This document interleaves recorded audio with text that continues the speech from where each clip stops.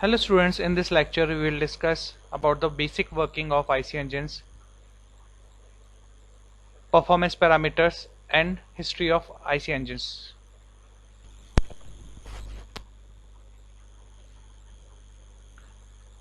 Now we will discuss the working of 4-stroke SI engine.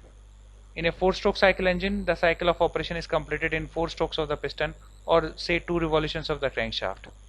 Each stroke consists of 180 degree of the crankshaft rotation and hence a cycle consists of 720 degree of crankshaft rotation. Now the series of operation of ideal 4-stroke SI engine includes 4 strokes, that is suction stroke, compression stroke, expansion or power stroke, and the fourth one is exhaust stroke. Suction stroke starts when the piston is at top dead center and about to move downwards. The inlet valve is open at this time and the exhaust valve is closed. Due to the suction created by the motion of the piston towards bottom dead center, the charge consisting of fresh air mixed with the fuel is drawn into the cylinder. At the end of suction stroke, the inlet valve closes. Compression stroke. The fresh charge taken into the cylinder during suction stroke is compressed by the return stroke of the piston. During this stroke, both inlet and exhaust valve remain closed. The air which occupied the whole cylinder volume is now compressed into clearance volume. Just before the end of the compression stroke, the mixture is ignited with the help of an electric spark between the electrodes of the spark plug located in the combustion chamber wall. Burning takes place when the piston is almost at top dead center. During the burning process, the chemical energy of the fuel is converted into the sensible energy, producing a temperature rise of about say 2000 degrees Celsius, and the pressure is also considerably increased. Expansion or power stroke. Due to high pressure, the burnt gases force the piston towards bottom dead center, both inlet and exhaust valve remaining closed. Thus, power is obtained during this stroke, and both pressure and temperature decrease during expansion. Exhaust stroke. At the end of expansion stroke, the exhaust valve opens, the inlet valve remaining closed, and the piston is moving from bottom dead center to top dead center, sweeping out the burnt gases from the cylinder. The exhaust valve closes at the end of exhaust stroke and some residual gases remain in the cylinder. Each cylinder of a 4-stroke engine completes these 4 operations, that is suction, compression, expansion and exhaust, in 2 engine revolution. 1 revolution of the crankshaft occurs during the suction and compression strokes, and the second revolution during the power and exhaust strokes. Thus, for 1 complete cycle, there is only 1 power stroke while the crankshaft turns by 2 revolutions.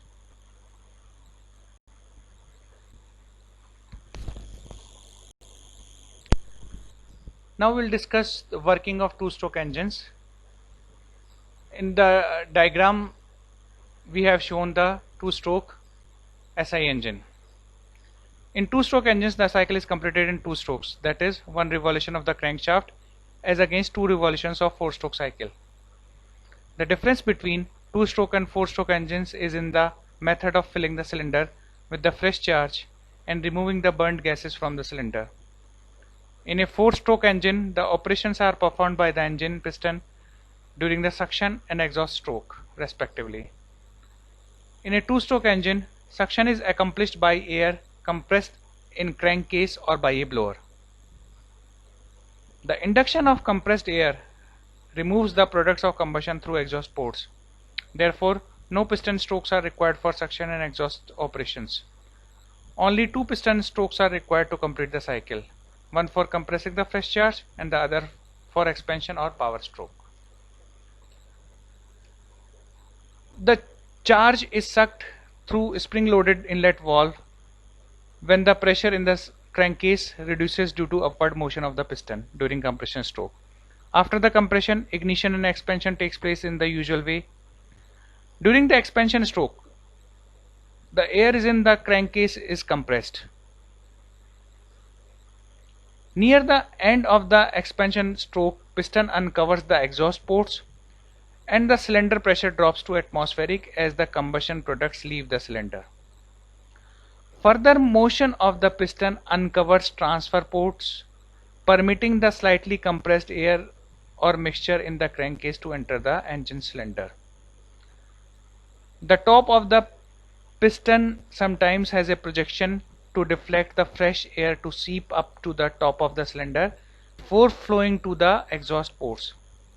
This serves the double purpose of scavenging the upper part of the cylinder of combustion products and preventing the fresh charge from flowing directly to the exhaust ports. The same objective can be achieved without piston deflector by proper shaping of the transfer port. During the upward motion of the piston from bottom dead center, the transfer ports and then the exhaust ports close and the compression of charge begins and the cycle is repeated.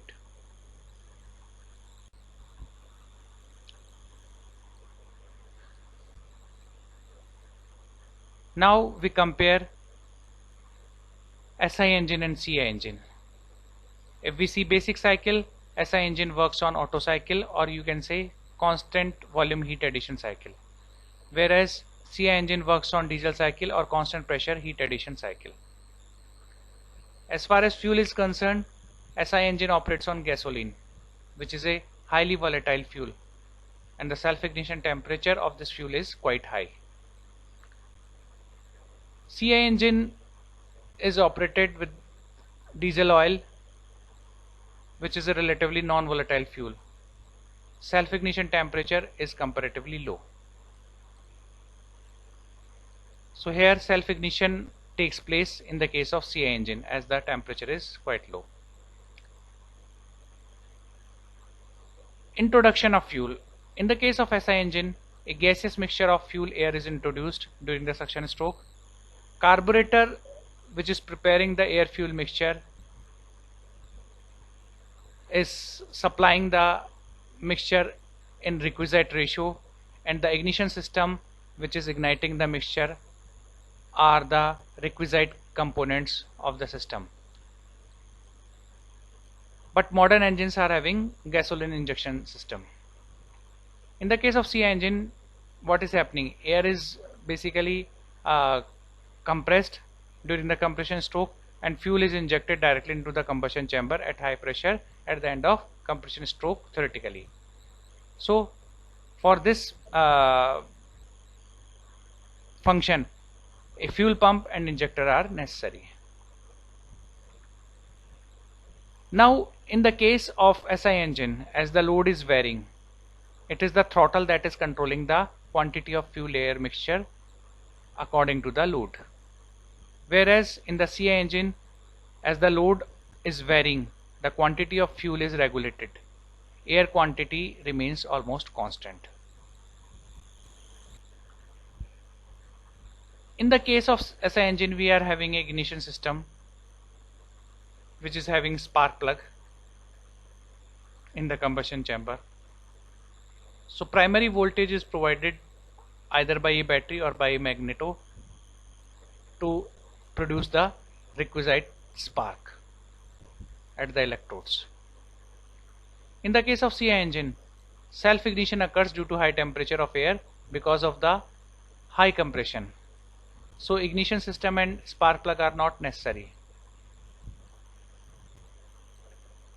Now the compression ratio of SI engine is having the value ranging from 6 to 10. Why we not go beyond 10 or a particular value? Because knocking starts. As the compression ratio increases beyond a certain limit, knocking starts. So upper limit is basically fixed by anti-knock quality of the fuel. If we increase the anti-knock quality of the fuel, it means if we are using a fuel which is having better anti-knock quality, definitely it will be expensive one, but we can raise compression ratio. But again, there is a trade-off between the economics of the fuel and the anti-knock quality of the fuel. The compression ratio of CI engine is varying from 16 to 20.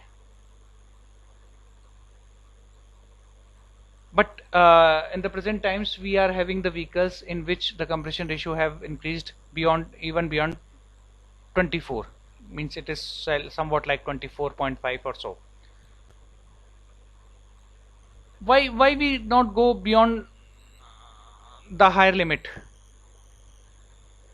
That is, why don't we go for 25, 26, 27 and 28 compression ratio in the case of CI engine? Here it is not limited by the knocking as it was in the case of SI engine. But basically, as the compression ratio increases, the value of P2, that is pressure of the compressed air, will rise, and definitely it is going to increase the weight of the engine, because to sustain that high pressure, definitely cylinder and other parts have to be strong enough, which will increase its weight, and ultimately it is increasing the overall weight of the engine. In the case of SI engine, due to lightweight and also due to homogeneous combustion, high speed is allowable, whereas in the case of CI engine, due to heavy weight and also due to heterogeneous combustion, we can allow only low speed operation. Because of lower CR, the maximum value of the thermal efficiency is lower in the case of SI engine, but because we are having a good value of compression ratio in case of CI engine, the maximum value of thermal efficiency is higher. As we have discussed in previous lecture, the derivation of the air standard efficiency, you can very well call that air standard efficiency depends upon compression ratio, whether it is SI engine or CI engine. Weight of SI engine is lighter due to lower peak pressures, whereas CI engines are heavier due to high peak pressures. Now, before going for the discussion for the comparison of 2-stroke and 4-stroke engines, I'd like to discuss general expression for power, which is equal to Pm into A into L into N divided by small n. So Pm is basically referring to mean effective pressure, A is referring to area of piston, L is referring to length of stroke, capital N is referring to rotational speed of the engine in revolution per second, and small n is referring for number of revolutions required to complete the one engine cycle. If it is 2-stroke engine, then n is equal to 1. If it is 4-stroke engine, then n is equal to 2. In the 4-stroke engines, the thermodynamic cycle is completed in 4 strokes of the piston or in 2 revolutions of the crankshaft. So 1 power stroke is obtained in every 2 revolutions of the crankshaft, whereas in the 2-stroke engine, the thermodynamic cycle is completed in 2 strokes of the piston or in 1 revolution of the crankshaft. Thus 1 power stroke is obtained in each revolution of the crankshaft. In the 4-stroke engines, because of the above fact, turning movement is not so uniform.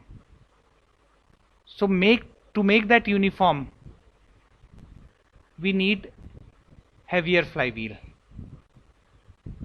And in the case of 2-stroke engine, turning movement is more uniform. So lighter flywheel will be sufficient. In the case of 4-stroke engines, because of 1 power stroke for 2 revolution, power produced for the same size of engine is less, and for the same power the engine is heavier and bulkier. This can be explained by the expression that I have shown you on the previous slide. Here we were having the expression Pm into L into A into N upon small n.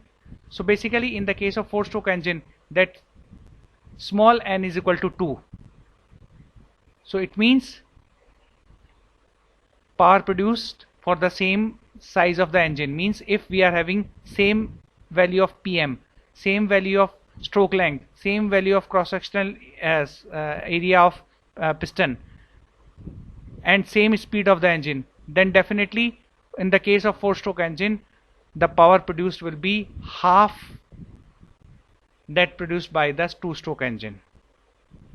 And if we want to make both the engines of same power, that is 2-stroke and 4-stroke engine, then definitely we will have to compensate the factor of 2. To compensate for the factor of 2, definitely we will have to increase either of the parameters, that is either PM or L or A or capital N, that is speed. But remember, PM, that is mean effective pressure, and capital N, that is speed of the engine, that cannot be increased. That is not in our control. So what can be increased? A into L, that is cross section area and stroke length. It means ultimately we are increasing the size of the engine if we want to keep the power of 4-stroke engine to be the same as that for 2-stroke engine. For 2-stroke engine, because of 1 power stroke, for every revolution, power produced for the same size of the engine is twice, or for the same power the engine is lighter and more compact. Because of 1 power stroke in 2 revolutions, lesser cooling and lubrication requirement is there. So rate of wear and tear is lower. In the case of 2-stroke engine, because of 1 power stroke in every revolution, the cooling requirement and lubrication requirement is higher. So higher rate of wear and tear is there in case of 2. 4-stroke engines have valve and valve actuating mechanism for opening and closing of valves. In the case of 2-stroke engine, there is no valve, but only ports are there. Because of comparatively higher weight and complicated valve mechanism, the initial cost of engine is more. In the case of 2-stroke engine, because of the lightweight and simplicity due to absence of valve actuating mechanism, initial cost of the engine is less. In the case of 4-stroke engine, volumetric efficiency is more due to more time of induction. Because what we are having the entire operation to be carried out in 720 degree of crank travel, whereas in the case of 2-stroke engine, volumetric efficiency is low due to lesser time of induction, because here all the processes are to be covered up in just one revolution, that is 360 degree of crank travel. Thermal efficiency is higher for 4-stroke engines, whereas thermal efficiency is lower in the case of 2-stroke engine. 4-stroke engines are used where efficiency is important, in cars, buses, trucks, tractors, industrial engines, aeroplanes, power generation. 2-stroke engines are used where low cost, compactness and lightweight are important, that is in mopeds, scooters, motorcycles, hand sprays, etc., and in marine engines.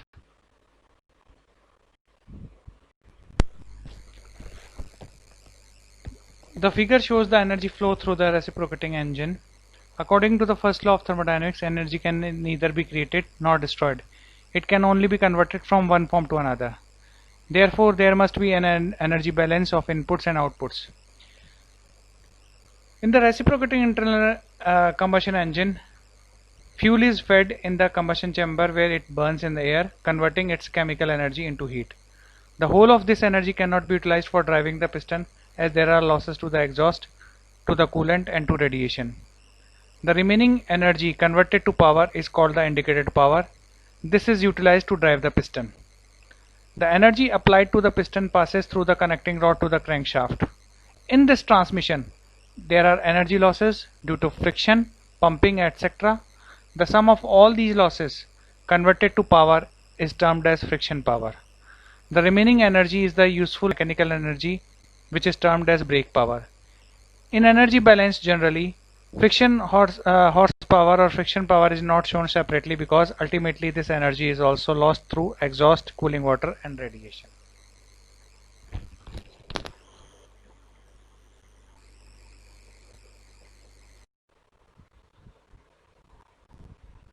What basically brake power is? Brake power is the power developed by the engine at the output shaft. So that can be calculated by the formula tau into omega, which can be simplified as 2 pi nt. So T is basically torque in Newton meter and N is the rotational speed in revolution per second. And how the torque can be calculated?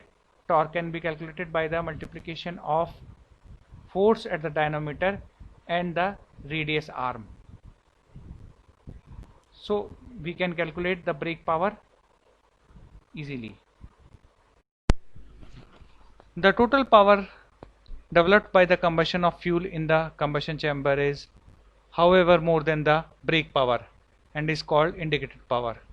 Out of the power developed by the engine, that is indicated power, some is consumed in overcoming friction between moving parts, some in the process of inducting the air and exhausting the products of combustion from the engine combustion chamber. Indicated power is the power developed in the cylinder and thus forms the basis of evaluation of combustion efficiency or the heat release in the cylinder. The difference between the indicated power and the brake power is the indication of power lost in the mechanical components of the engine. Indicated thermal efficiency basically indicates the ratio of the integrated power to the energy produced by the burning of fuel. Whereas brake thermal efficiency defines the ratio of brake power to the energy produced by the burning of fuel. The mechanical efficiency is defined as the ratio of brake power to the indicated power. Volumetric efficiency of an engine is an indication of the measure of the degree to which the engine fills its swept volume. It is defined as the ratio of the mass of air inducted into the engine cylinder during the suction stroke to the mass of the air corresponding to the swept volume of the engine at atmospheric pressure and temperature. Alternatively, it can be defined as the ratio of the actual volume inhaled during suction stroke measured at the intake condition to the swept volume of the piston. The volumetric efficiency of the engine puts a limit on the amount of fuel which can be efficiently burned in an engine because the power output is proportional to the amount of air inducted.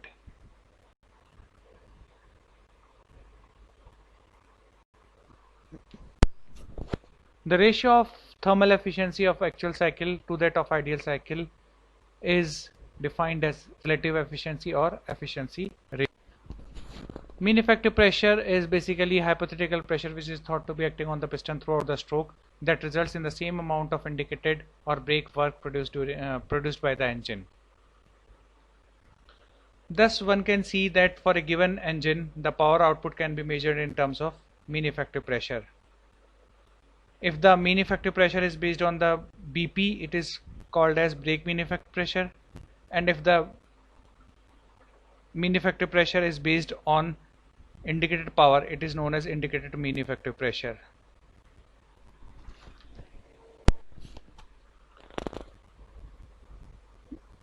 Here from the expression one can see the relation between the torque and the mean effective pressure.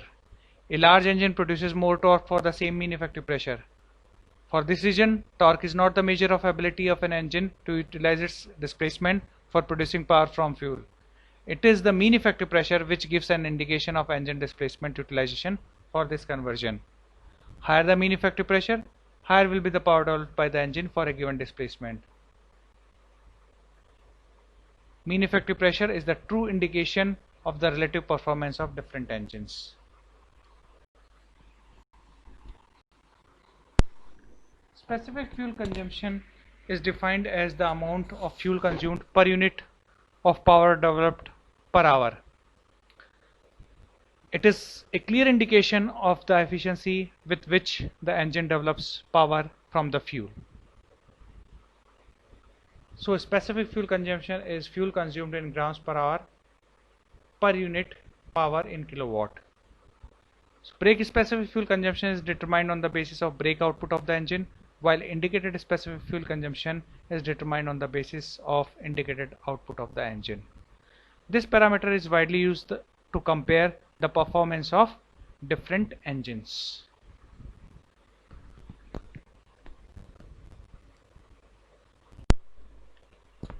Fuel-air ratio is the ratio of mass of fuel to the mass of air in the fuel-air mixture. Air-fuel ratio is reciprocal of the fuel-air ratio. Fuel-air ratio of the mixture affects the combustion phenomena in that it determines the flame propagation velocity, the heat release in the combustion chamber, the maximum temperature, and the completeness of combustion.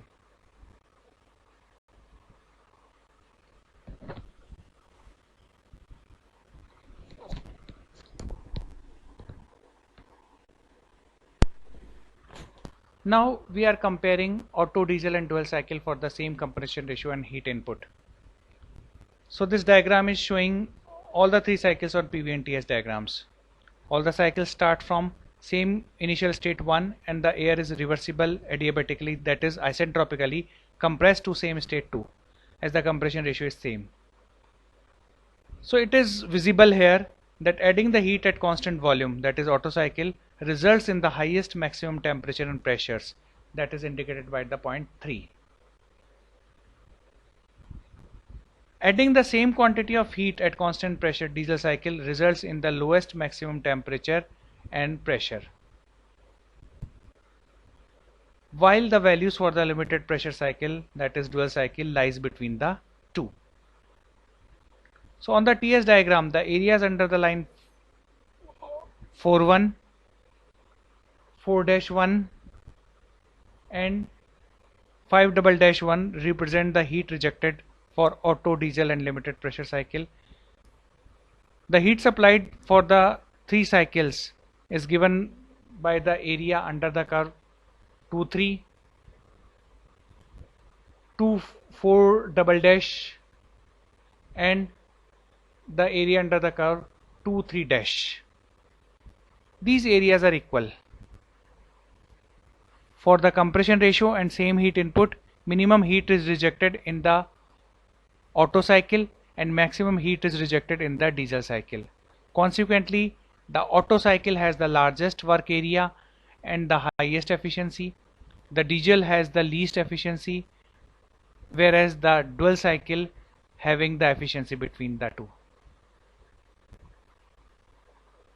This basically gives us indication that heat should be added to the working substance when piston is in the position permitting the maximum possible expansion.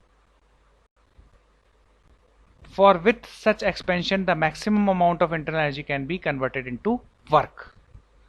The Otto cycle allows the most complete expansion because all heat is added before the start of expansion process.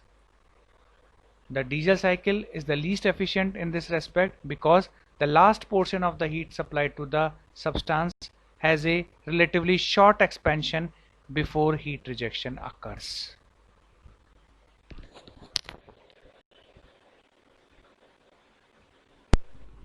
Here we are comparing the Otto, diesel and dual cycle on the basis of same maximum pressure and same heat input.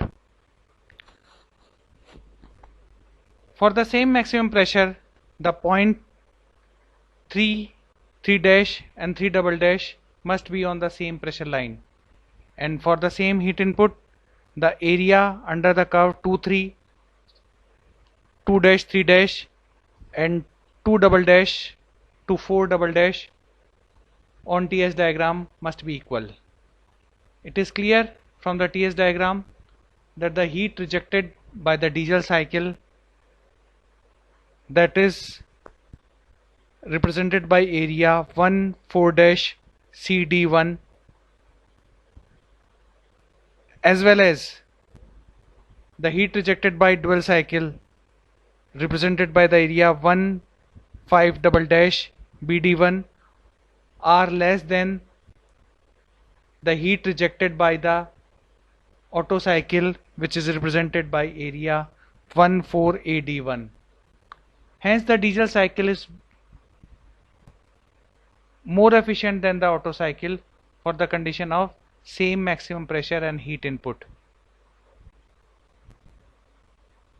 It should also be noted here that for these conditions diesel cycle has higher compression ratio than Otto cycle. Here again the cycle which allows maximum expansion has the highest efficiency. The limited pressure cycle, that is dual cycle, falls between the Otto and diesel cycle.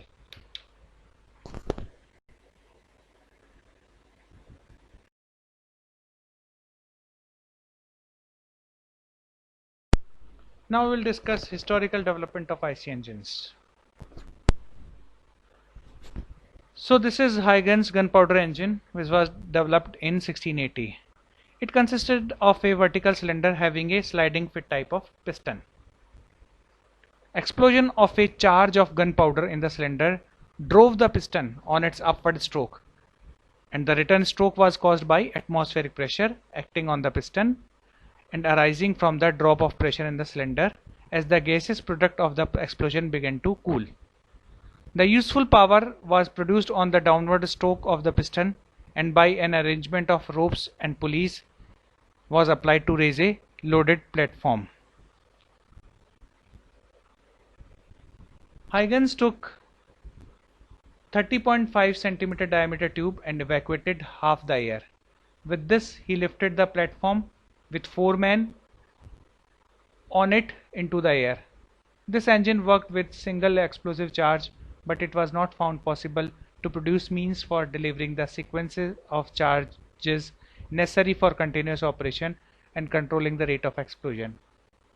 These difficulties prevented the development of this early concept of an internal combustion engine.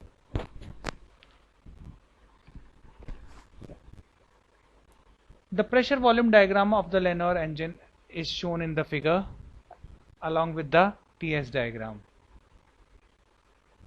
The Lenore engine was essentially similar to double-acting steam engine, in which steam was replaced by a gas formed by the combustion of charge of air-gas mixture.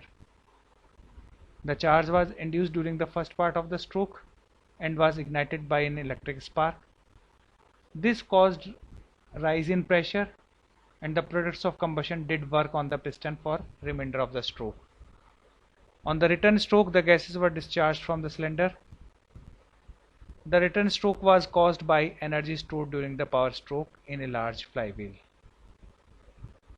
Though the efficiency of Lenore engine was low because of low expansion ratio, it was better than the efficiency of a small steam engine of those times. This free piston Otto engine was developed in 1866. It consisted of a piston which was not connected to any crankshaft, but was free to move vertically outwards during the explosion and expansion stroke. After expansion, the products cooled down and the piston fell under gravity, causing downward stroke. During the downward stroke, piston rod was connected by a ratchet and rack and pinion device to the flywheel, doing useful work on the flywheel shaft. On the downward stroke, the piston opened an exhaust valve of the sliding type. The inertia of the flywheel then raised the piston from the bottom position and inducted a fresh air gas charge. The charge was ignited by a flame after about 30 degrees of the gear angle travel for the piston from the bottom position. The connection between the flame and the combustion chamber was provided by the means of eccentric driven valve. The thermal efficiency of the Otto engine was higher than that of Lenore engine, but operation was noisy.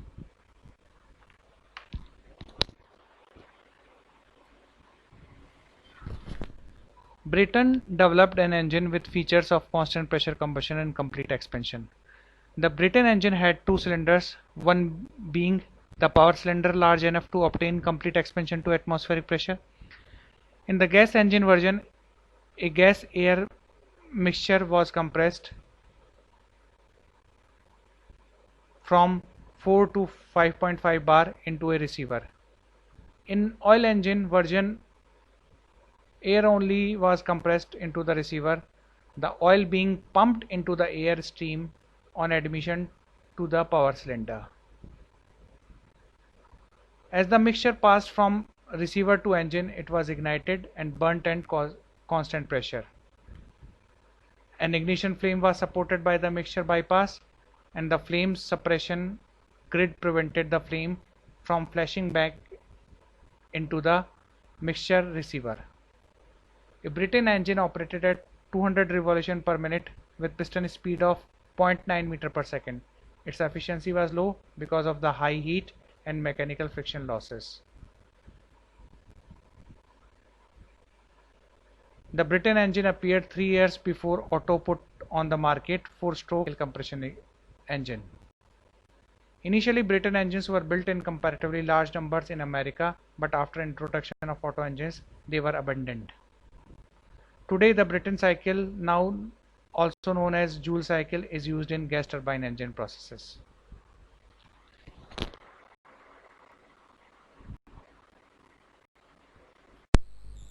Wankel's first rotary engine was tested in 1957. This figure shows the schematic diagram of a Wankel rotary combustion engine. The engine has a 3-lobe rotor which is driven eccentrically in a casing in such a way that there are 3 separate volumes trapped between the rotor and the casing. These 3 volumes perform induction, compression, combustion, expansion and exhaust process in sequence, and this design therefore has a good power volume ratio. Sealing, seal wear and heat transfer were some of the initial development problems of the Wankel engine. These problems have now been largely solved.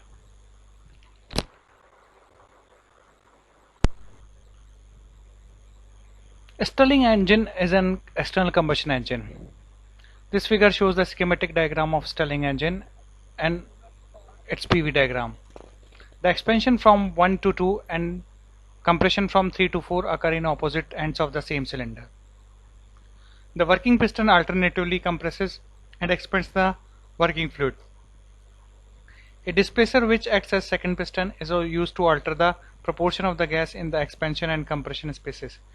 This is accomplished with a special crankshaft linkage and sliding piston rod arrangement. The movement of the displacer is timed to transfer the fluid to the compression space during the compression stroke of the work piston and to expansion space during the expansion stroke. In this way, heat is continually absorbed from the outside to the expansion end of the cylinder and continually rejected at the compression end.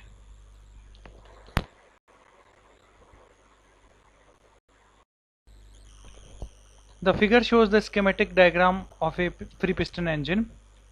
It consists of a 2 components, gasifier and power turbine. The construction of gasifier is like a highly supercharged opposed piston 2-stroke cycle diesel engine with compressor piston directly attached to diesel pistons. The entire power of diesel piston is used in driving the compressor piston, and the exhaust of the diesel cylinder is used in a power turbine from which the net output is obtained. It is called free piston engine because the pistons in the gasifier have variable stroke instead of fixed stroke.